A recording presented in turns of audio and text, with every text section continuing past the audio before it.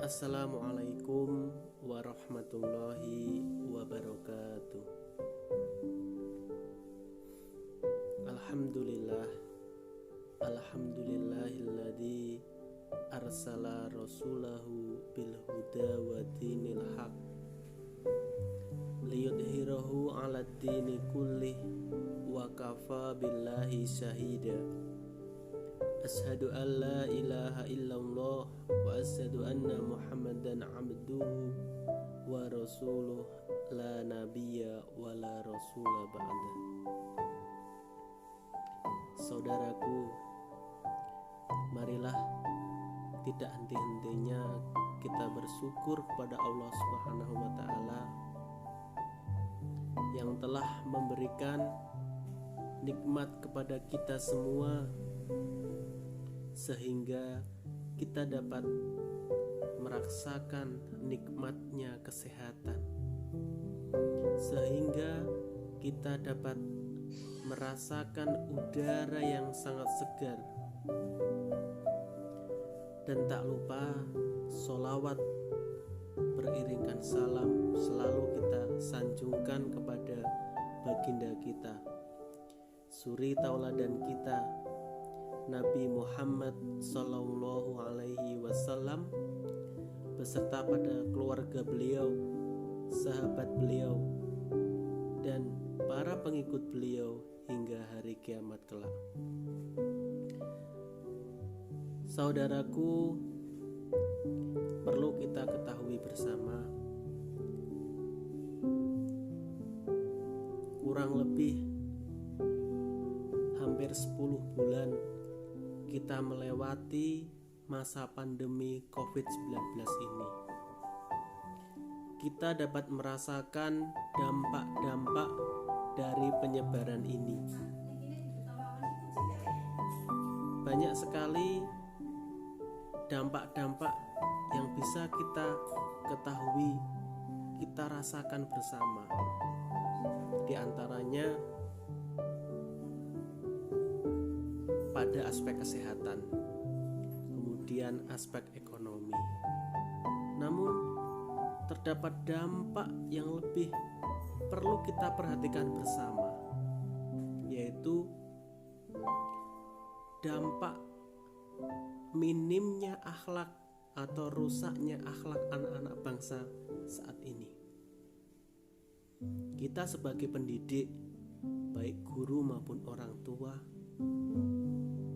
kita bisa merasakan bagaimana perkembangan akhlak-akhlak anak-anak kita di masa pandemi COVID-19 ini. Anak-anak tersibukkan dengan handphonenya masing-masing. Tidak ada aktivitas yang terlewatkan kecuali bermain HP. Banyak sekali orang tua, guru yang mengeluh dengan kondisi anak-anak kita, anak-anak bangsa ini, karena rusaknya akhlak-akhlak tersebut. Mereka rela meninggalkan kewajiban ibadah hanya demi untuk bermain HP. Bahkan akhlak-akhlak mereka mulai rusak karena situs-situs ataupun aplikasi-aplikasi yang ada di dalam handphone tersebut. Anak-anak sudah mulai malas untuk belajar, namun mulai semangat untuk bermain handphone, entah game ataupun yang lainnya. Yang jelas-jelas bisa kita lihat, kita rasakan saat ini adalah minimnya akhlak peserta didik, baik terhadap guru maupun kepada orang tua masing-masing. Bahkan mereka saat ini tidak mengenal guru, tidak mengerti adab-adab terhadap guru, tidak mengerti etika-etika terhadap guru.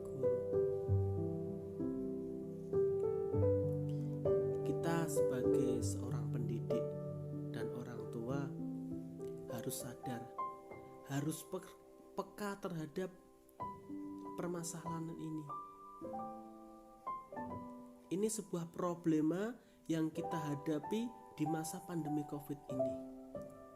Kita harus memikirkan, harus mencari solusi untuk memperbaiki krisis moral dan akhlak yang dihadapi oleh anak-anak bangsa saat ini.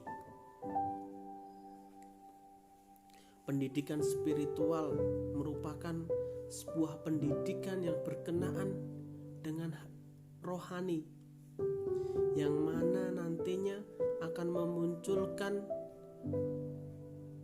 dalam bentuk jasmani dari refleksi rohani tersebut. Kemudian akan muncul sebuah perbuatan yang disebut akhlak. Apabila kita menggunakan konsep pendidikan spiritual ini, mengimplementasikan pendidikan spiritual ini dengan baik, insya Allah output yang ada itu akan menghasilkan sikap, perilaku ataupun akhlak yang baik. Ini yang perlu kita butuhkan saat ini. Mendidik spiritual anak, mendidik akhlak-akhlak anak kita yang saat ini mulai rusak.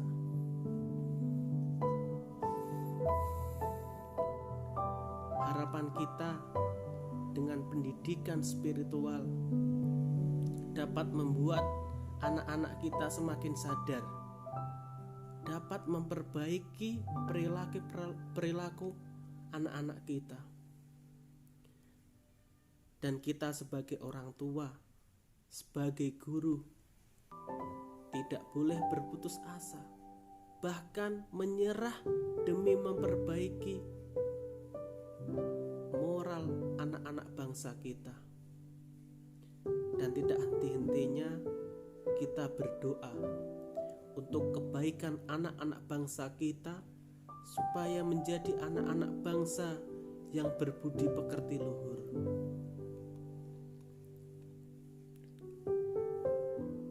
Kita harus bersabar dalam menghadapi ujian yang Allah berikan kepada kita dengan virus corona seperti ini. Kita harus terus berusaha, kita harus sadar, kita harus sabar, dan tak lupa kita harus berdoa demi kebaikan kita bersama dan kebaikan anak-anak bangsa kita, supaya kita dan anak-anak bangsa kita menjadi seorang yang berbudi pekerti luhur. Mungkin sekian yang dapat saya sampaikan. Semoga dapat bermanfaat bagi kita semua. Wallahu muwaffiq ila aqwamit thoriq. Assalamualaikum warahmatullahi wabarakatuh.